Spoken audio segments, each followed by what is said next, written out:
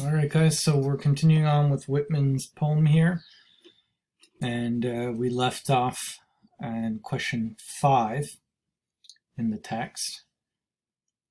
So moving on to the third stanza, and just to make a note about the stanzas and the meter and the rhyme, you can see that there is no consistent pattern, and there's almost no rhyme at all. Actually, there's no rhyme at all in the whole poem. Okay, so what we call this is free verse.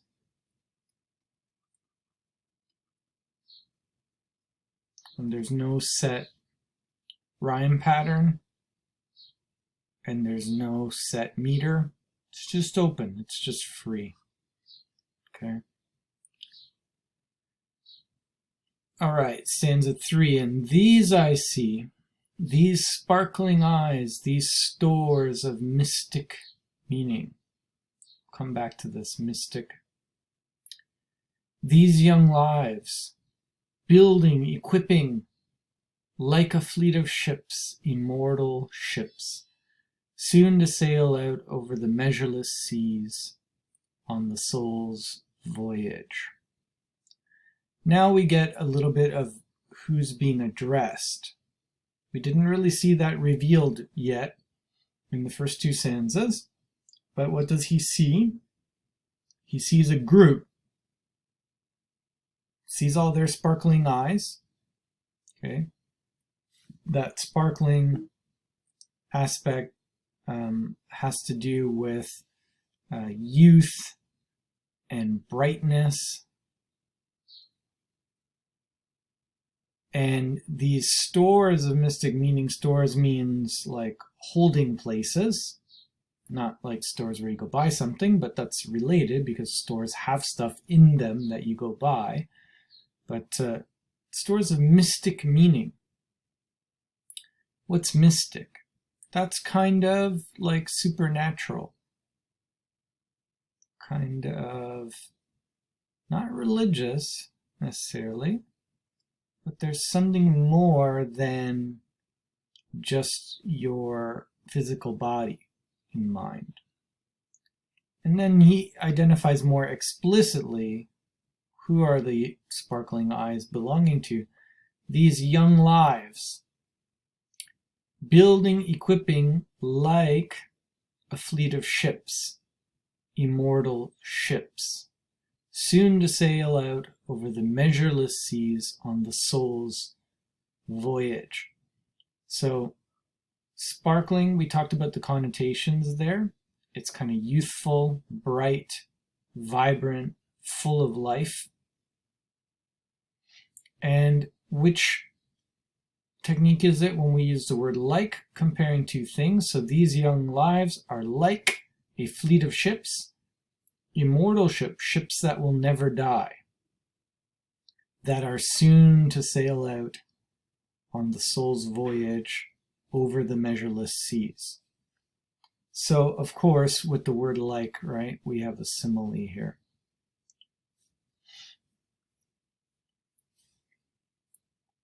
Think of this journey, voyage, kind of simile and metaphor. And life itself is going to be seen as a journey across vast seas, measureless. It's someone's whole life.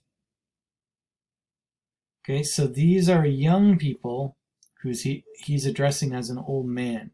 And the question 15 talks about the occasion for the poem. Remember we talked about occasion before? The occasion is a school opening. All right, and so he actually was asked to read this poem, and he's doing it at a school opening of a public school in New Jersey. And he read it at the event. And some of the questions were your personal kind of opinion. So you can add that yourself. Also, number 14 kind of relates. When he was a 21-year-old teacher, he wrote a letter to a friend and said that he couldn't wait to leave the old schoolroom, dirty-faced urchins, and moth-eaten desk. Does that opinion match up with the one in the poem? So when he was a young man, he was a teacher. Apparently he was teaching maybe very young kids, but this is very kind of negative language that he's using to describe the students and the place. A moth-eaten desk, dirty-faced urchins. He hated his job as a teacher, as a young man. Now, as an old man, thinking back about school and the importance of school and the importance of students here, he has a very different perspective than when he was a young teacher. He's seeing that these are souls, immortal, things that will live forever, human beings with souls. Extremely important, valuable thing that is being done for educating these human beings, right? So remembering about humanism as well. Only a lot of boys and girls? Only the tiresome spelling, writing, ciphering classes? Only a public school? So again, triple only. There's our technique again, back up here with anaphora. We know that one by now. And notice the comment on the use of the punctuation in the fourth stanza. Well, what do we have realistically? 3 lines ending in a question mark with the only. So we know that's anaphora, but this is also going to be a rhetorical question.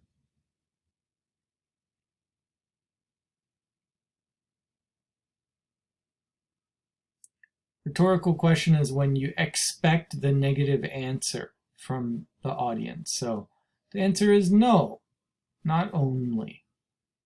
More than that, much more important than that, which he affirms in the next stanza. More, infinitely more. Notice the bracket here. There's a huge parenthesis here. This whole next thought is a big bracketed allusion. What's an allusion? It's a reference to a famous event or text or person. Okay, so it could be a text, a quote, an event, a person, etc.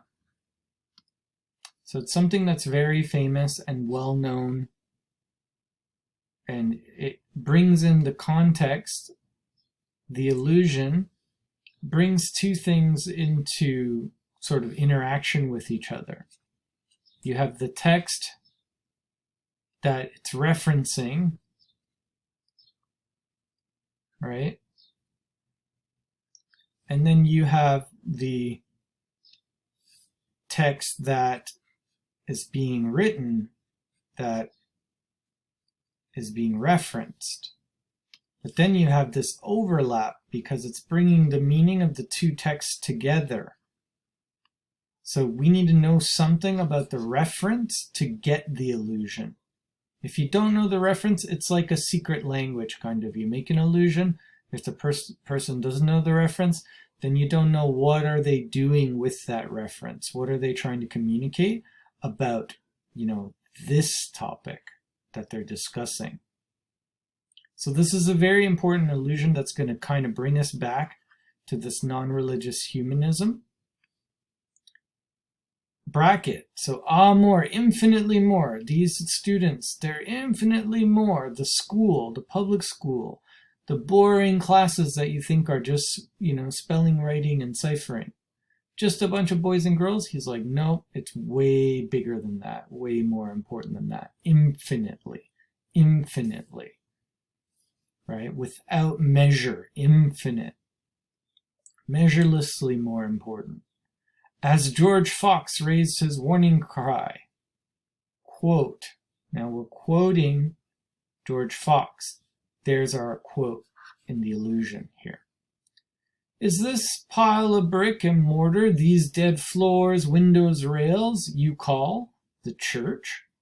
Why, this is not the church at all. The church is living, ever-living souls. Okay. What's going on here? He's got a religious allusion, okay, a religious quote. And in that quote, person is saying, hey, well, let me draw something a bit better than that. So, is this the church? Maybe a steeple. Kind of looks like a hat, but all right. Okay. All right, that's my church. Anyway, not so good, but you get the idea. Okay, there's the church steeple. All right.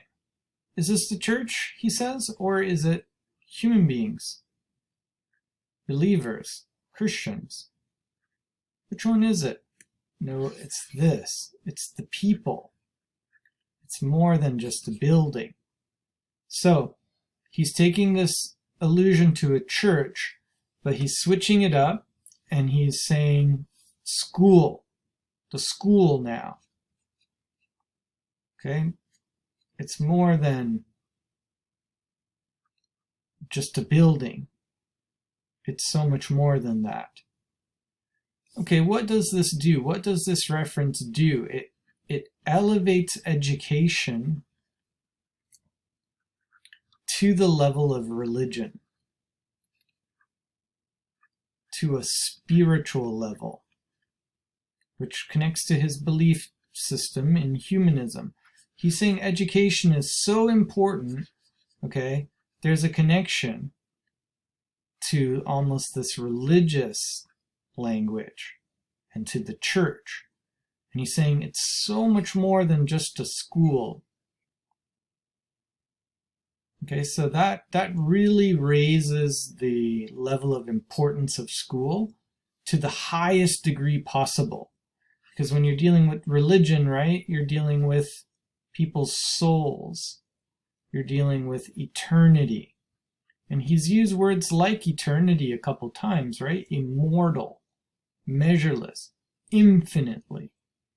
So he's really bringing it to the highest possible level as how important this is. Okay, so we've explained that. And what's his opinion of the school children? And you, America, cast you the real reckoning for your present, the lights and shadows of your future, good or evil? To girlhood, to boyhood look, to the teacher and the school. Saying, where does your future lie, America? What's the most important thing? You better look at the young generation, and you better make sure your education system's good with your teachers and your schools. That's how important it is. It's just like raised up to max level importance. It's critical for the future of the country, for the good of the people, for the development of their souls, and so on. So much that he, before he comes to his concluding thoughts, he boosts it up really high with this religious allusion and heightens his argument about the importance of school. So, these are personal response questions for your opinions. But as we can see, just knowing a little bit about the humanistic background just totally opened up this illusion for us and shows us what he thinks as an old man about school, how important it is, and how that connects to his belief system. Thanks.